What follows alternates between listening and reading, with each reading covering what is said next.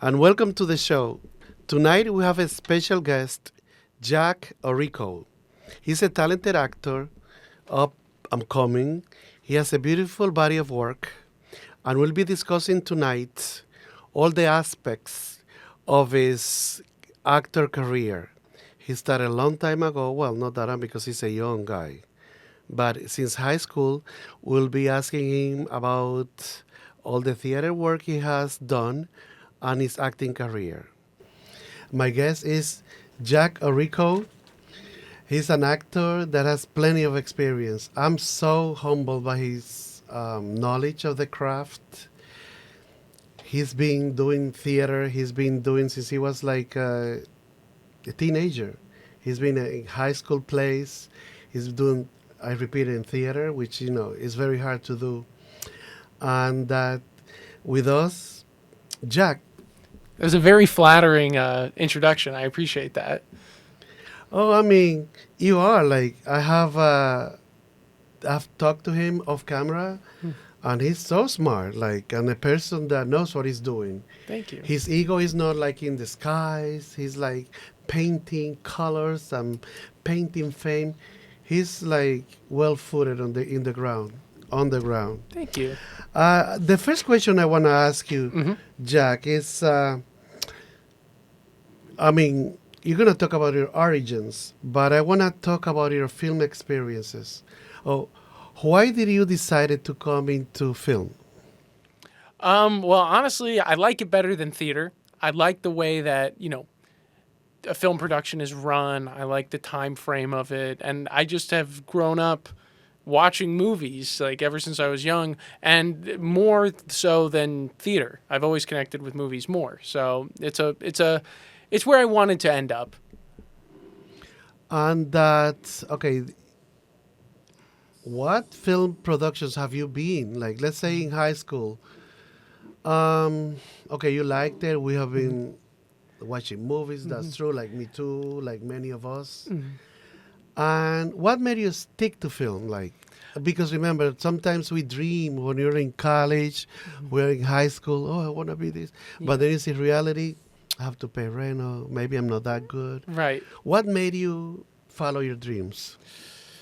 Well, I had a lot of support from both my parents, and I had great training early on. I went to school at the South Carolina. Maybe we're getting into the origin stuff too early, but I'll mention. I'll say it here. That's good. Yeah. I went to the South Carolina Governor's School for the Arts and Humanities, which was a residential program where I studied acting, and there was other disciplines of art, visual art, voice, stuff like that, all of them.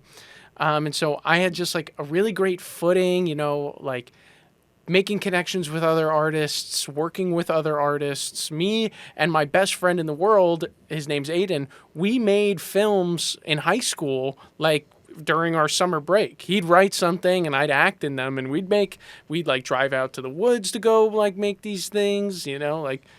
And we need to see those pieces. Oh yeah, I mean you can find them on YouTube. You'll see like a very young me, but not like 7 years ago. But yeah. No, that's excellent. Like, Yeah. No, like, because remember, many actors when they cut it, they put 30 years in it or 20 years. Some people are lucky they hit it in 10 years. Well, it's very hard work. I hope to be one of these actors. Like you can go and you can like see like Angelina Jolie, and you'll go back and you'll see like her like oldest piece, and she's so young, and she's in like this like very cheaply made film, and like that's what I hope. You'll look back, I've got some like great movies out in the future, but you look back and you'll see like a really young me with like very low budget camera setup. Do you act? Do you model, or are you just an actor?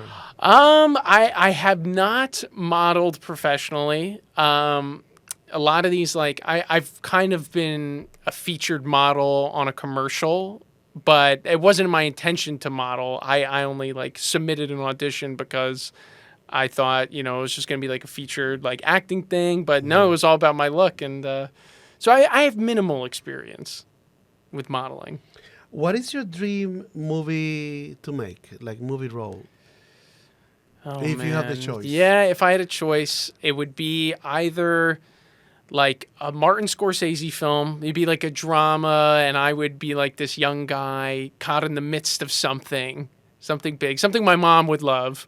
You know, my mom, I'll say this, my mom wants me to wants me to remake It's a Wonderful Life. Oh, She Jimmy wants, Stewart. yeah, and she wants me to be that role. So, and I actually agree. I like that one. Or I would do something like I would be like a superhero, or I would do like one of those types of films, and I'd be Marvel like a comics? Marvel thing would be cool, or maybe even like outside of all that stuff, just like some sci-fi. Dark. Oh, I love I like sci-fi movies. I like sci-fi movies. I was like embarrassed to admit it at first. Yeah, yeah. Like me watching, but secretly I would watch the sci-fi movie. Like I had it one Yeah. time. I don't. Now I have sci-fi movies. Actually, yes, I do have it again. I like with these sharks come and nobody can kill Oh, the wow. shark. Yeah. And then, but there's somebody that at the end find the secret. Yeah. And he's terrorizing the beaches, or he goes into a river. Actually, I watched one film in New Jersey, real life, that it was a summer, like 50s or 40s, and he went to the river, Oh, and he caused havoc. the shark. He wreaked havoc, yes. Oh. Because you don't expect a shark in a river. The last piece of animal that you expect in a river is a shark. No, that's true. That's That was definitely real true. life. Yeah, he terrorized that town. I don't know for how Yeah. long. I love it. I love that movie because that was sci-fi, but it was real sci-fi. Yeah. I mean, it wasn't sci-fi. It was real life. Right. Yes, I like the sci-fi movies. Sci-fi. Do you see yourself? Oh, yeah, you see yourself doing a sci-fi film. I would love to do that. Maybe like a detective or like a cop drama would also be really cool. I would love to be like the young detective, kind of like studying underneath some like, you know, more seasoned officer, seasoned detective. That would be really cool. To So you'll me. be the newbie. I think the newbie, I totally fit in. I'm very gullible, or at least I can seem like gullible on the screen. Seem. Like, you know, like a lot of like a bright-eyed, you know, doughy-eyed kid. That's Like- the role I play. I watched Midsummer Murder. Mm-hmm. It's a fantasy movie, a place that doesn't exist. You know, Yeah. but it's always spring and it's always beautiful. Mm-hmm.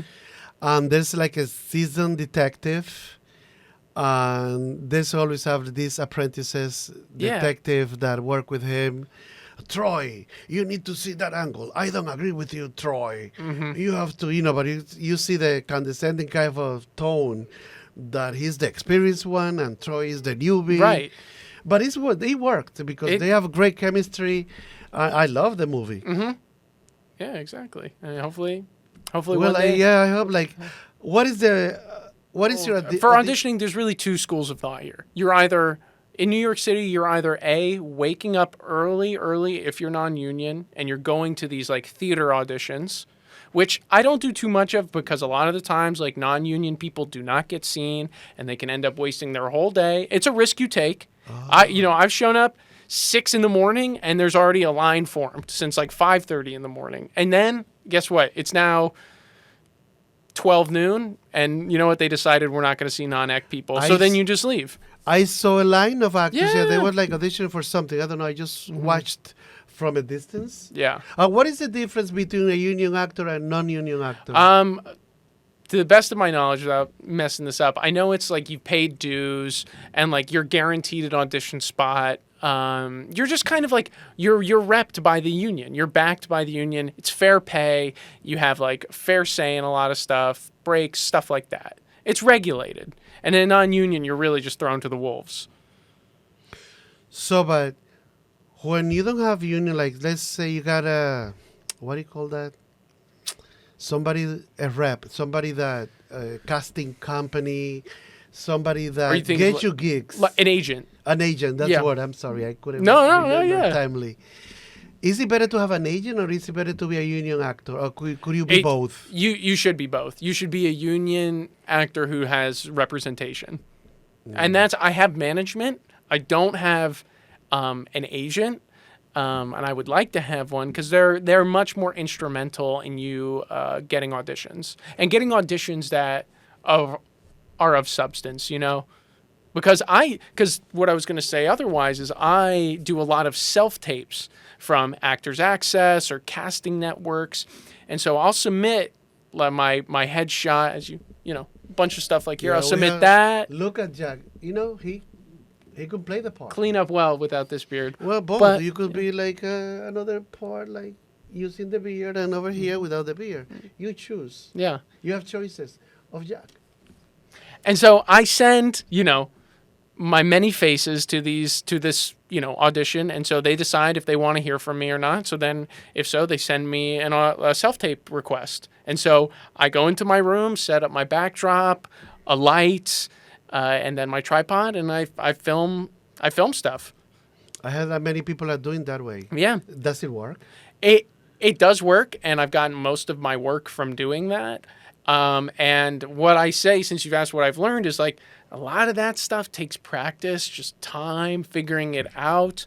Like all the setup can get really exhausting in the beginning because you're like, oh, geez, I just got to set up all this stuff to do a 2-line audition. But, like the more you do it and the more you like keep just plugging away, the easier it feels and the more comfortable you feel behind the camera, which is so important. Confidence is basically the thing that makes or breaks you when you act, is how confident you are in what you're saying and doing.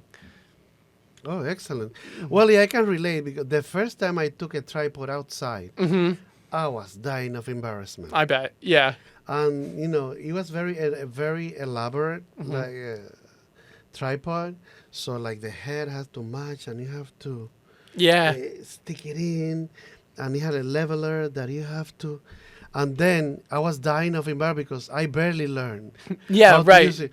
And people don't care about you, especially in New York City. I thought that